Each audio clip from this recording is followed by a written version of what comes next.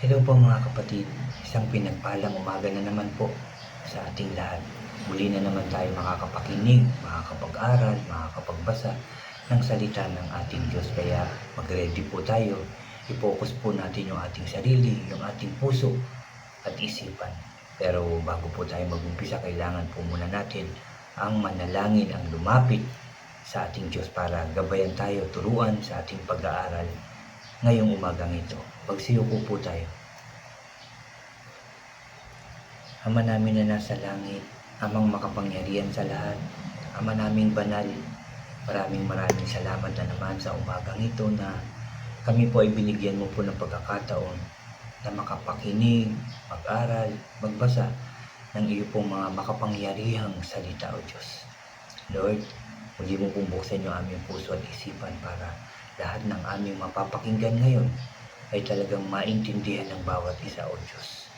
Lord, turuan mo rin po ako, samahan, gabayan, Lord, para lahat po ng aking sasabihin ay galing lamang po sa iyong salita, O God. Salamat, Lord, dahil naniniwala kami na narito ka na naman sa aming kalagitnaan. Kasama ka na naman namin na makikinig at mag-aaral po ng iyong salita. Kaya sigurado po kami na tagumpay po ang gawain ito, Lord. Kaya, Lord, kami po ay muling nagpapasalamat sa iyong kabutihan, sa iyong pagmamahal sa aming lahat. Thank you, Lord. Thank you, Jesus. Thank you, Holy Spirit. Sa pangalan ng aming Panginoong Yesus na aming tagapagligtas, lahat tayo ay magsabi ng Amen and Amen. At ito po ang aking channel.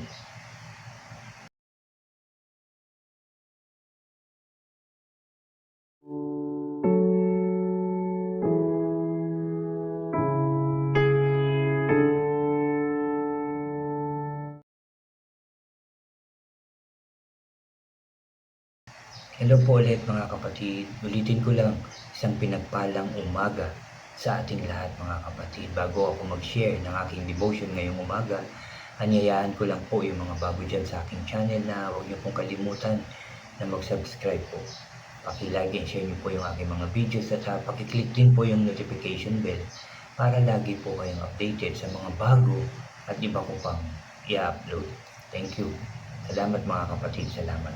Mga kapatid, Salmo pa rin tayo o Psalms, pero nandito na po tayo sa chapter 91 ng Salmo. At ito nga po ay may pamagat na si Lord ang magpoprotect sa atin. Ulitin ko lang, ang pamagat po na itong chapter 91 ay si Lord ang magpoprotect sa atin.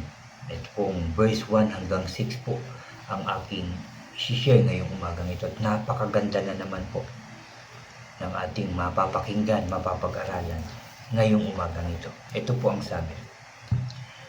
Chapter 91 ng Salmo, verse 1. Ang taong nakatira sa tahanan ng pinakamataas na Diyos ay nag-i-stay sa protection ng makapangyarihan sa lahat. Sasabihin niya kay Lord, ikaw ang takbuhan ko at matibay kong depensa. O Diyos ko, sa iyo ako nagtitiwala. Verse 3, si Lord ang magliligtas sa iyo sa mga trap ng kaaway at sa mga sakit na nakakamatay. Verse 4, parang ibon, ipoprotect ka niya sa ilalim ng pakpak niya at doon siguradong safe ka. Ang pagiging tapat niya parang shield na nagpoprotect sa iyo. Verse 5, hindi ka matatakot sa kahit anong bagay sa gabi o kahit may biglang lumusog sa umaga. At verse 6, sa mga salot na dumadating sa dilim o sa mga masama na pumapatay sa tanghali. Salamat sa pagkakabasa ng salita ng ating Diyos. Salamat sa salita ng ating Diyos. Di ba po napakaganda itong sinasabi ng Diyos, anuman ang ating pagdadaanan o pinagdadaanan sa ating buhay, nandyan si Lord. Maniniwala lang tayo, magtitiwala sa Kanya. Lalapit siyempre ng galing sa ating puso. Papakinggan niya yung ating panalangin. Hindi niya tayo pababayaan. Poprotektahan tayo ng ating Diyos. Sabi nga, kagaya nga po ng sabi sa verse 1, ang taong nakatira sa tahanan ng pinakamataas na Diyos at nag-i-stay sa proteksyon ng makapangyarihan sa lahat. Sabi niya, ang taong nakatira sa tahanan ng pinakamataas na Diyos at nag-i-stay sa proteksyon ng makapangyarihan sa lahat. Sasabihin niya kay Lord, ikaw ang takbuhan ko at matibay kong depensa o Diyos ko. Sa iyo ako nagtitiwala. Di ba po? Kung tayo nagtitiwala sa Diyos, kung tayo nandun talaga sa kanyang pagmamahal, nandun tayo sa kanyang proteksyon, hindi tayo pababayaan ng ating Diyos. Kung tayo lagi nananalangin na, Lord, samahan mo po ako, proteksyonan mo po ako, pati ang aking mga mahal sa buhay, ang aking pamilya. Di ba po, di nandun tayo sa kanyang proteksyon, hindi tayo mag-aalala. Huwag tayong magda-doubt.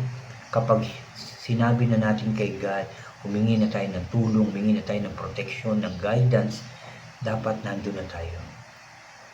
Nandun tayo sa Kanya. Hindi tayo mawawala dapat doon. So talagang protektado tayo ng ating Diyos. Verse 3, si Lord ang magliligtas sa iyo sa mga trap ng kaaway dahil nandun ka nga sa proteksyon ng ating Diyos. So siya magliligtas sa mga trap, no? Sa mga ginagawa at gagawin ng kaaway.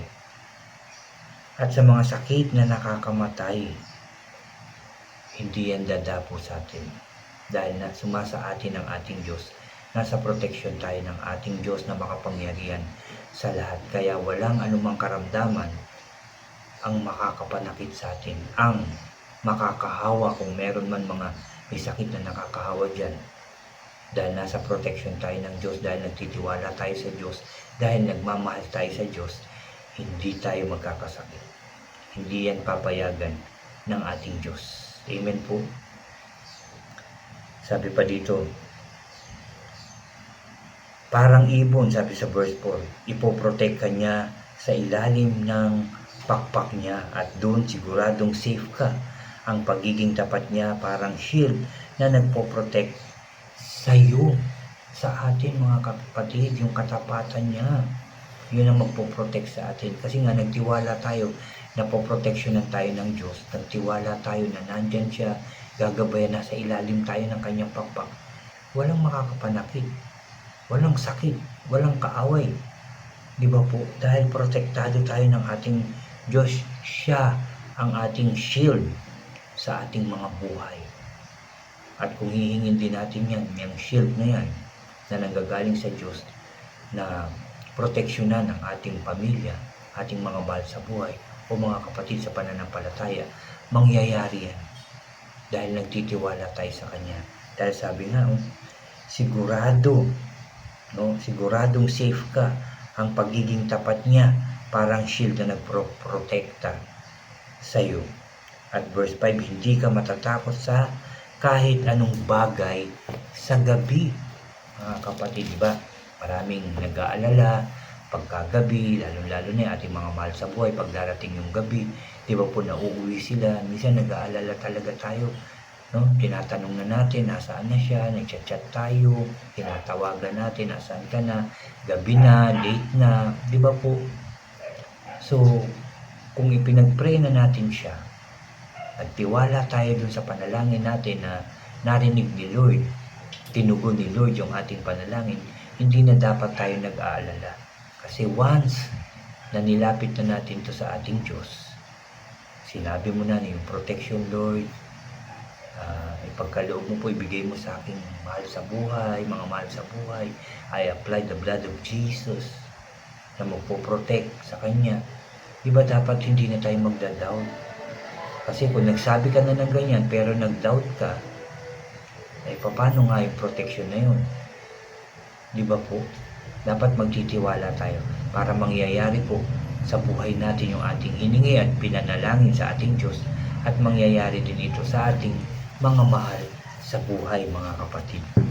O kahit may biglang lumusob sa umaga, hindi lang sa gabi, kahit sa umaga may attack ng kalaban, halimbawa, hindi tayo masasaktan, hindi tayo mag-aalala dahil protektado tayo ng ating Diyos. Diba? Yan po yung dapat na pangahawakan natin. Ulitin ko lang, kapag sinabi natin ito sa Diyos, nilapit natin, hiningi natin ito sa Diyos, magtiwala na po tayo. Yan po ang tinuturo sa atin ngayong umagang ito. Pinapaalala ng Diyos, when you pray, sinabi mo na lahat kay God, ipagkatiwala muna sa Kanya. Dahil siya ay Diyos na makapangyarihan.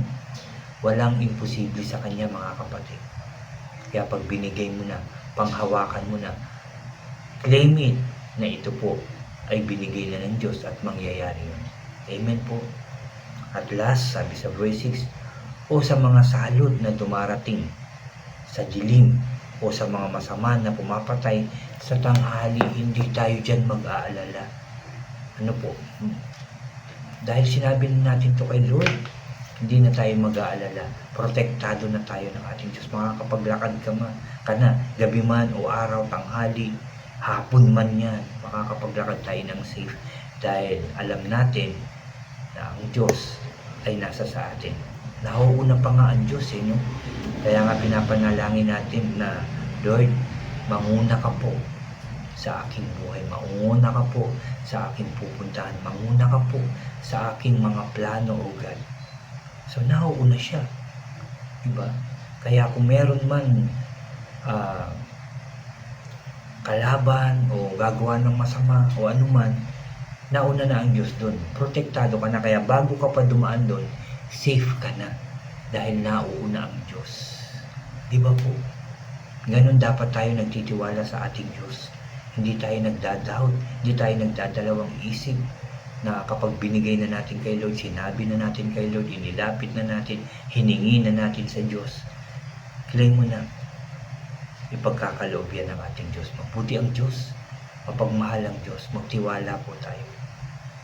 Kapag naririnig natin ang Word of God, nababasa natin ito, panghawakan natin ito, balikan ulit natin. Kung dumarating na naman yung time na parang nagda-doubt ka, balikan mo ulit. Itong ating pinag-aralan, itong ating nabasa, ito ating napakinggan dito sa Psalms 91, verse 1 to 6. Basahin mo ulit, nag-aalala ka, basahin mo ulit. Ang taong nakatira sa tahanan ng pinakamataas na Diyos at nag-i-stay sa protection ng makapangyarihan sa lahat, sasabihin niya kay Lord, ikaw ang takbuhan ko at matibay kong depensa. O Diyos ko, sa iyo ako nagtitiwala. Diba? Siya yun. Siya yung depensa. Siya yung shield. Siya yung protection ng ating buhay, ng ating pamilya, ng ating mga mahal sa buhay, ng ating mga kapatid sa pananampalataya. At pwede rin natin ipanalangin lahat ng tao doon. Protectionan mo po. Mapapakinggan ng Diyos yan. In Jesus' name, nasa inyo na ang protection ng Diyos. Dapat ganun tayo. Totoo at tapat yung ating pagtitiwala sa ating Diyos. Kasi yan ang tinitingnan ng Diyos sa ating mga puso. Hindi ko ano yung mag-aaramong pananamit, hindi yung pagpunta mo ng simbahan at pupunta ka nga pero ano ba ang puso natin? Tama ba? Malinis ba na tayo pupunta ng panambahan ng Diyos na magpapasalamat at magpupuri sa Kanya? O baka may galit, may inis, may tampo, o baka may kayabangan? Diba? So hindi tama yung ating puso pagka ganun. Pero kung ating puso ay tama, na naroon na talaga nagpapalinis tayo sa Diyos, humihingi ng kapatawaran sa ating mga kasalanan, at pupunta ka ng simbahan na masaya ka, dahil magpupuri ka sa Diyos, magpapasalamat ka, aawit ka sa Diyos, makikinig ka ng Kanyang salita. Kung ganun ang puso mo, tama at malinis, sigurado kung matatanggap mo yung pagpapalang para sa iyo na inilaan ng Diyos. Lahat tayo may pagpapala sa Diyos. Lahat tayo yung mga ginagawa nating kabutihan, tama sa mata ng Diyos, may reward yan. At yan ay matatanggap talaga natin kung magpapatuloy tayo sa ating mga ginagawang kabutihan, sa ating pagsunod sa ating Diyos, sa pagmamahal natin sa ating kapwa at pagtulong at pagbabahagi ng Kanyang salita. Sigurado ko mga kapatid, may reward. May reward na matatanggap. At yung protection, no? Yung guidance ng ating Diyos ay laging nasa sa atin. At siyempre, every time natin yan na sasabihin, magtitiwala tayo. Hihingin natin yan palagi sa ating sarili, sa ating mga mahal sa buhay, mga kapatid sa pananampalataya. Sabi ko nga kanina, pwede rin natin yan sabihin na proteksyonan ng Diyos ang lahat ng tao. Lahat ng bansa, tulungan ng Diyos, diba, gabayan, proteksyonan at pagpalain din. Pwede rin natin ipanalangin na ang lahat ng tao ay makakilala sa Diyos. Magbalik loob sa ating Diyos at tanggapin ang Panginoong Hesus na ating maging Hari, Panginoon at personal na tagapagligtas. Pag kaya ng ginawa natin, ligtas tayo. Maririnig ng Diyos, makikita ng Diyos yung ating panalangin yan. At sigurado ko, natutugunin yan ng ating Diyos dahil ang Diyos ay mapagmahal. Tapat ang ating Diyos. Mapagpala ang ating Diyos. Mapagpatawad ang ating Diyos. Yan ang tunay na Diyos natin. At ang ating Diyos, huwag natin kakalimutan, siya'y buhay. Nakatingin, nakikinig, nag-aantay sa mga tao na sa Kanya ay lumapit, humingi ng merong pagtitiwala. Amen po. At yan po yung aking sharing ngayong umagang ito. Nandito nga po sa chapter 91 ng Psalms, o Salmo. At ito nga po, ulitin ko lang po yung pamagat nito. Si Lord ang magpoprotect sa atin, no? Sa atin yun, hindi lang sa akin. Sa ating lahat. Tayo ay poproteksyonan ng Diyos. Ulitin ko na naman, magtiwala lang tayo, umasa lang tayo sa Diyos. Maging tapat lang tayo sa ating Diyos. At hindi mawawala yung protection niya sa atin at sa ating mga mahal sa buhay. Amen. Salamat sa salita ng ating Diyos na ating nabasa na naman, napakinggan ngayong umagang ito, mga kapatid. I pray na ito po ay maisabuhay natin lahat. Balik-balikan natin ito, i-share din natin ito sa ibang tao, sa ating mga mahal sa buhay, mga kapatid. I-share natin ito. At sigurado ko, pangahawakan din nila ito. Itong salita at pangako ng ating Diyos sa ating lahat. Mga kapatid, muli tayong mananalangin, muli tayong lalapit sa Diyos, muli tayong magpapasalamat sa ating Diyos. I pray na kayo din ay mananalangin. Ipagpapasalamat natin ang salita ng Diyos na ating napag-aralan, napakinggan na naman ngayong umagang ito, mga kapatid. At pwede kayong humingi kahit ano. Nakikinig ang Diyos.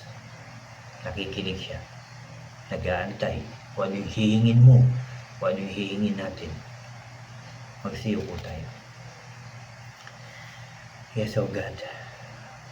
Aming Diyos na makapangyarihan. Aming Diyos na banal. Muli po kami nagpapasalamat sa iyo. Ngayong umagang ito, sa iyong salita na aming napagsalu-saluan. Sa iyong salita na aming napakinggan, napag-aralan. I pray na ang lahat ng aming napakinggan ngayong umagang ito, Lord, ay maisabuhay namin. At hindi na mawala sa aming puso ang lahat ng sinabi mo sa amin ngayong umagang ito, Lord. Tumanim nawa ito at magbunga ito, magmultiply ito, Lord God. At maihayag namin, maishare namin ito sa aming mga mahal sa buhay at sa ibang tao upang malaman nila na ang Diyos ay nagpo-protection. Nagbibigay ng protection, nagpo-protekta sa mga taong nagtitiwala sa Kanya. Lord, salamat po. Salamat sa pag-aaral na ito na ipinagkaloob mo na naman sa amin. Itong napakagandang pagkakataon na kami po ay makapakinig lagi, Lord God, tuwing umaga bago magsimula ang mga gawain namin, Lord, dahil napakahalaga ng iyong salita sa aming mga buhay. Dito kami lalakas, dito kami magtatagumpay, Lord God, at dito kami aasa sa iyong salita na nagbibigay buhay sa lahat ng taong nagtitiwala, umaasa sa iyo, Lord. Salamat, Lord, sa iyong salita. Salamat, Jesus. Salamat, Holy Spirit. Salamat po. Salamat dahil naniniwala ako, Lord God, na nakikinig ka sa bawat panalangin ng iyong mga anak. Ngayong umagang ito, lahat ng nanalangin, Lord, lahat ng sumabay sa aking panalangin, narinig mo po ito. At naniniwala din po ako sa pangalan ng Panginoong Hesus na ito po ay iyong tinugon na. Dahil sasabihin pa lang namin ito, Lord, alam mo na ito at ito po ay tutugunin mo na. Salamat po, salamat po, salamat po, Lord. I pray, Lord God, na magpatuloy kaming makinig at mag-aral ng iyong salita. Magpatuloy kami everyday na magbasa ng iyong salita, Lord God. I pray din na patuloy po ako mag-share, maghayag ng iyong salita, Lord God. Lagi mo po akong bibigyan, lagi mo po kami bibigyan ng kasipagan, ng tamang puso at isipan, ng wisdom and knowledge, Lord God, para malaman namin ang tama at mali at makapamahala kami ng maayos, Lord God, sa aming mga mahal sa buhay, sa aming pamilya, sa ministry na ipinagkaloob mo po sa amin, Lord. Makapamahala kami ng tama at malaman din namin ang tama at mali sa pangalan ng Panginoong Hesus. Lord God, nananalangin din ako, Lord God, na pagpalain mo ang lahat ng taong sumusunod sa iyo, nakikinig sa iyo, umaasa sa iyo, nagtitiwala sa iyo, nagmamahal sa iyo, Lord. Pagpalain mo po sila, Lord God, ng siksik, liglig at umaapaw. Lahat ng kanilang pangangailangan, Lord, I pray na ipagkaloob mo po sa kanila. Lord God, yung pang-araw-araw nilang pangangailangan, Lord, I pray na ibigay mo po sa pangalan ng Panginoong Hesus. Yung sakit at karamdaman, Lord God, pagalingin mo po kung meron man silang sakit, malalaman ito o hindi, Lord God. Simpleng sakit man ito, Lord God, sa pangalan ng Panginoong Hesus, pinagaling mo na po sila. In Jesus' name. In Jesus' name. Inayos, Lord God, ang buhay nila, pamilya nila, Lord God. Lalong-lalo na yung relationship sa iyo, Lord, magiging maayos. In Jesus' name. Lord, ang mga walang trabaho, I pray pagkalooban mo ng maayos at magandang trabaho, Lord God. Pamilyang maayos, Lord God, at bansang maayos, masaya, masagana at tagumpay na bansa, Lord. Ang ipagkaloob mo sa bawat bansa dito sa mundo, Lord. And I pray na lahat ng tao makakilala sa iyo, magpuri sa iyo, magpasalamat sa iyo, at magbalik loob sa iyo, magsisi sa lahat ng kasalanan, O God. In Jesus' name. In Jesus' name. In Jesus' name. Maraming salamat po, Lord. Dahil tagumpay ang gawain ito. Dahil sinamahan mo po kami. Salamat po. Salamat po, Lord. Salamat sa pakikinig mo na naman ng aming panalangin at pagtugon nito. Salamat, Lord, sa iyong kabutihan, sa iyong pagmamahal, O Diyos. Salamat po. Umaasa kami, Lord God, na magiging maayos, masaya, masagana, payapa, tagumpay ang aming mga buhay at ang bawat bansa sa mundong ito. Sa pangalan ng Panginoong Hesus. Salamat, Lord. Salamat, Jesus. Salamat, Holy Spirit. Muli ka namin pinupuri, pinasasalamatan sa matamis at makapangyarihan pangalan na aming Panginoong Hesus, na aming tagapagligtas. Lahat tayo ay magsabi ng Amen, Amen, and Amen po. Amen. Claim nyo, mga kapatid, claim nyo. Galing sa puso. Narinig ni Lord ang ating panalangin at ito'y tinugon niya na. Amen po. Salamat sa ating Diyos at salamat din sa patuloy niyong pakikinig at pagbabasa ng salita ng Diyos. Magpatuloy lang tayo at antayin ang reward na ipagkakalob ng Diyos sa atin. God bless po sa inyong lahat at God bless po sa ating lahat.